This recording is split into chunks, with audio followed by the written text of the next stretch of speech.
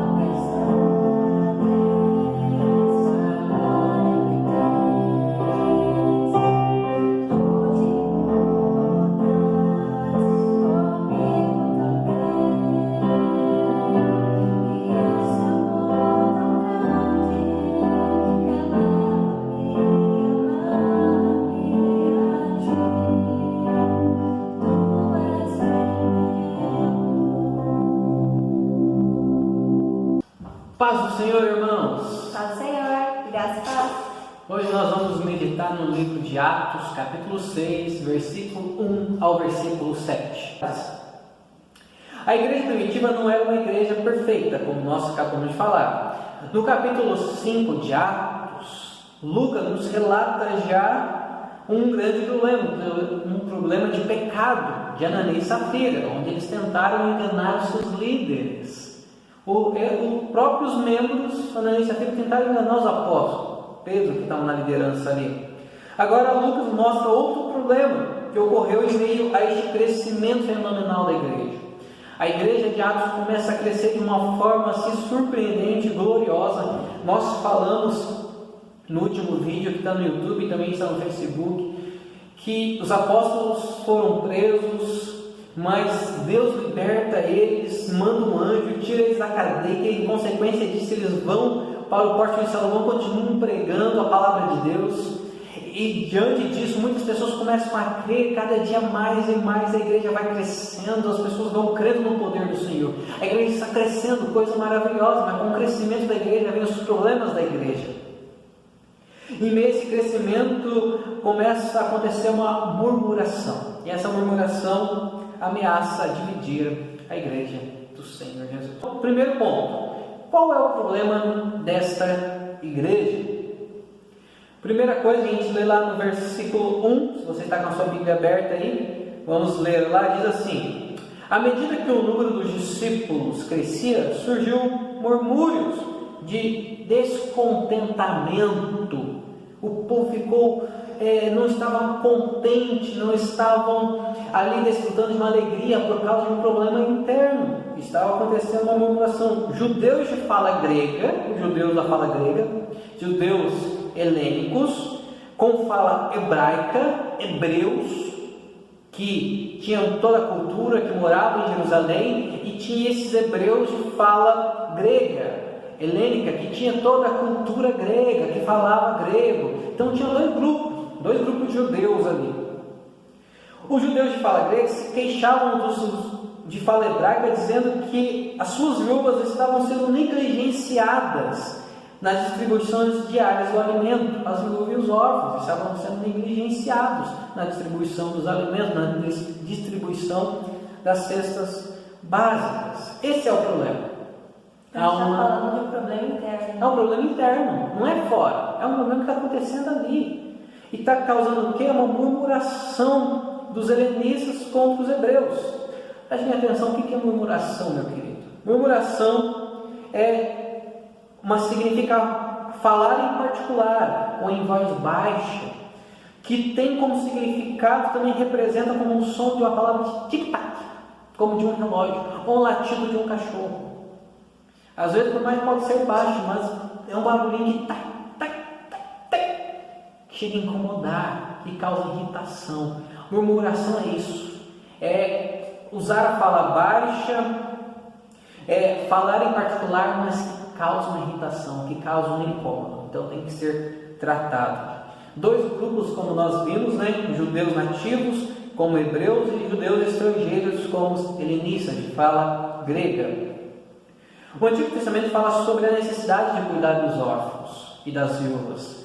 É uma necessidade que está lá no Antigo Testamento, no livro das leis, Levíticos, que é uma necessidade do povo de Israel cuidar das viúvas e dos órfãos. É o dever do Estado, é o dever da nação judaica. Assim também como é uma responsabilidade da igreja cuidar também das viúvas, cuidar também dos órfãos. Por isso que nós temos que cuidar, focar nessa necessidade. A igreja não pode negligenciar essa tarefa tão grandiosa, que é cuidar das viúvas e cuidar dos órfãos. Inclusive, o Estado brasileiro ele continua com esse princípio do cuidado daqueles que restaram, né? Porque após o falecimento, aquela pessoa que ela é segurada especial, por exemplo, né? Uma pessoa faleceu, ela é segurada especial da Previdência Social. Os familiares dela têm o direito a uma pensão. Para quem? Para a viúva, para os filhos, na ausência deste também até para os pais, né? Então esse princípio bíblico continua vigente no nosso ordenamento jurídico. Então, é uma lei onde há o auxílio prestado para as viúvas, até hoje na nossa lei. Assim também era no povo dos judeus, do povo de Israel. Já vem uma cultura ali de um longo tempo. E a igreja não poderia negligenciar essa tarefa. Só que ao ponto de o quê? Tem uma divisão ali dos dois grupos, onde as viúvas de fala gregas estavam sendo deixadas de lado. Não é diferente de hoje. Muitas vezes nós não participamos, eu não me dou bem com aquele grupo, então eu vou ajudar primeiro esse porque eu me dou bem, porque esse faz parte da minha família, esse faz parte do meu círculo de amizade, e eu vou deixar o outro. Não pode acontecer isso. A igreja é um corpo de Cristo, deve haver o que união, todos devem ser tratados de igual maneira. E quando isso não acontece, causa um descontentamento, e deve ser tomadas algumas atitudes para ser resolvida esses problemas internos dentro da igreja, para que ela não cause uma divisão, uma destruição do corpo de Cristo. John Stott, comentarista bíblico, ele comenta sobre esse problema dizendo assim: esse foi o ataque mais inteligente de Satanás contra a igreja do Senhor. Por quê? Satanás, tendo falhado em destruir a igreja com perseguição e corrupção é o que? Não é somente de verdadeira. Corrupção é quando a gente começa a mentir nos pequenos detalhes da nossa vida. Corrupção. Agora ele tenta a destruição pela distração. Como assim distração? Se ele pudesse se preocupar com os apóstolos com a administração social, embora seja essencial, como nós falamos, era sua vocação, eles não poderiam negligenciar a responsabilidade de orar e pregar a palavra. Ele queria então distrair o quê? Dar muito cargo para os apóstolos e não fazer mais que os apóstolos se preocupassem com a mensagem do Evangelho e com a oração, que era a principal missão dos apóstolos. Então tem esse grande problema. Então nós não podemos deixar que a distração vire um grande problema para a liderança, para o corpo de Cristo. Qual é a solução que os apóstolos então criaram? A solução para esse problema está lá no versículo 2 do capítulo 6 de Atos.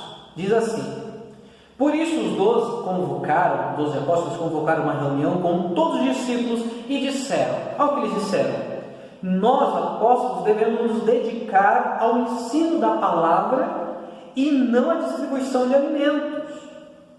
Sendo assim, irmãos, escolham 7 homens respeitados, cheios do Espírito Santo ou de sabedoria, e nós encarregaremos deste serviço.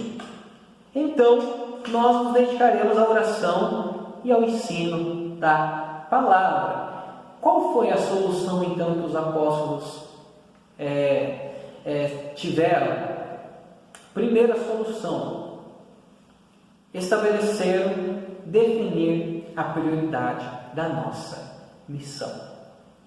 Quando haver grande acúmulo de tarefas, nós temos que definir quais são as nossas prioridades. Isso é em toda a nossa vida.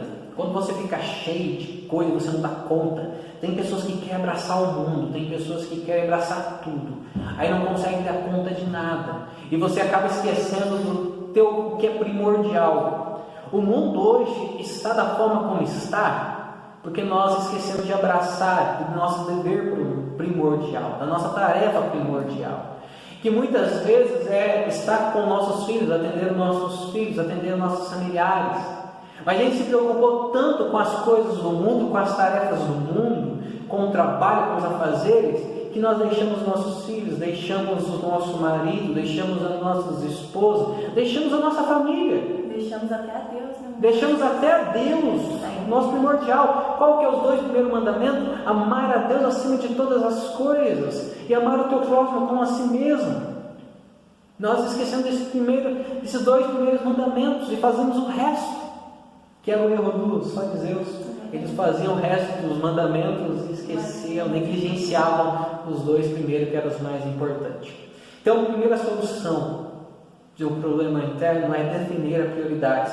Quando os apóstolos ouviram sobre o problema, eles chamaram toda a congregação, eles não culparam ninguém, não atacaram, não se autodefenderam, não. Eles primeiro tiveram que estabelecer qual era a prioridade, definir qual era a prioridade da vida deles. Hoje nós estamos vivendo um período de pandemia. Hoje nós estamos vendo qual que é a nossa prioridade. Prioridade família, de uma forma trágica, mas hoje nós olhamos para os filhos, olhamos para a nossa família, temos mais tempo para com Deus, vemos que nós não precisamos de tantas coisas. Tem coisas desnecessárias que a gente pode jogar do barco, é na hora da tempestade que a gente começa a jogar as coisas desnecessárias do barco, para que o barco não se afunde. Então os apóstolos entenderam que qualquer coisa que o afastasse de sua prioridade, não importa quão boa ou nobre poderia ser, não poderia desviá-lo de sua vocação divina. Pode até ser coisas boas, mas o que não pode é nos afastar da nossa prioridade, da nossa vocação. Até porque a parte ali da divisão, o cuidado com as viúvas e com os órfãos é parte também da obra de Deus. É parte da obra de Deus. Não era, mas, no entanto, nessa situação não era prioridade, né? E a gente percebe que os apóstolos cuidavam dessa tarefa também.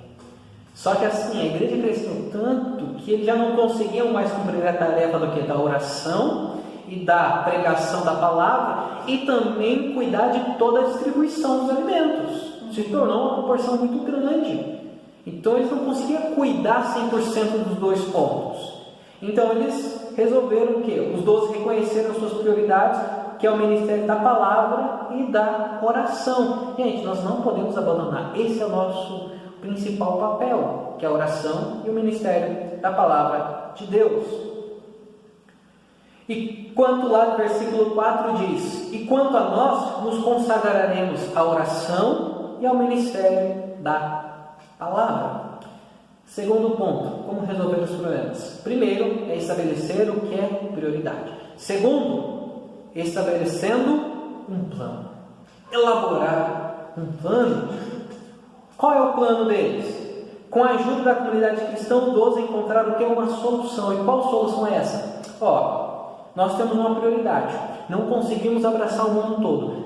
Vamos fazer o seguinte: escolham 7 homens.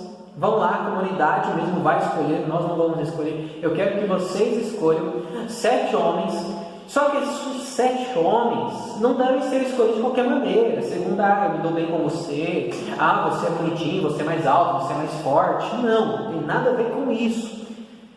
Deve ser usado o quê? Qual critério? Qual que é o trabalho? Servir a mesa, atender a necessidade dos órfãos e das viúvas.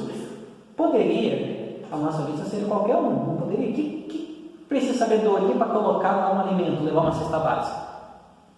Ao nosso ver, talvez não precisa de sabedoria. Para que ser cheio do Espírito Santo para levar uma cesta básica para uma viúva, para um órfão? Para que ser cheio de sabedoria? Para o ministério, porque nós simplesmente levar uma cesta ou atender a mesa. mas é o ministério de Deus. E a pessoa deve entender que ela não está fazendo isso para simplesmente uma pessoa, mas está fazendo isso para Deus em primeiro lugar. E também não é porque não é a primeira prioridade que não seja importante. Que não seja importante. Então é importante e é um ministério. Por isso tem o quê? As qualificações para escolher esses homens. Que aí começou o diaconato. Quem ia fazer o serviço da diaconia na igreja. Enquanto os apóstolos estariam se consagrando na oração e na pregação do evangelho, uns homens iam estar fazendo esse serviço que também é essencial, que era servir a mesa. E foram 7 homens escolhidos. Homens esses com o quê? Qualificações que deveriam ser homem de boa reputação. Homem de boa reputação. Quem é esses homens de boa reputação? Que tem um testemunho diante da congregação, diante da igreja, diante da sociedade. Não pode ser um homem que vai envergonhar o nome de Cristo.